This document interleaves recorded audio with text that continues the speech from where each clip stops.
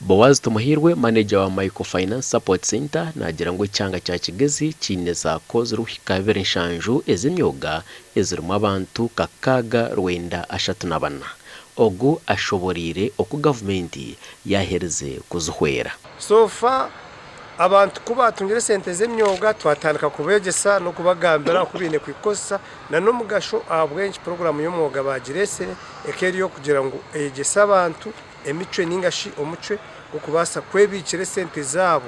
Tumuhirwe nayoruka ngo bashazire mu kutungura omutindo gwa za Sacco 25 ubwa nyuma yo kureba ngo ziriyo nizikora eberunje. So obwa hati abantu omu region yona esente zabo ningashi tukweta savings cumulative babase kwebikira sente zukuko obuhumbi 2 na miliyoni 200 na no bukweyongeraho izo babase kwebikira. Recho Chobugabe orukwebembera intunguka ya za Sacco z'emyoga najya unibije kugumizamu no kwereza za Sacco ezi kureba ngo uzahika aha mutindo murungi obuzi takahandikirwa. Already zolekera capacity yo kuba promoted to permanent registration. Beitu tukubarashinga. This is the time tutaireho kuba traininga betegereze. Saccos are going to help us from people who are stealing us.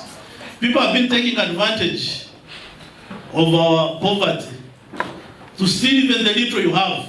Bamwe habaganyirwe omunkora y'emyoga borekere okusima bagomeze ngo government ekozere kurungi kutandikaho encourage.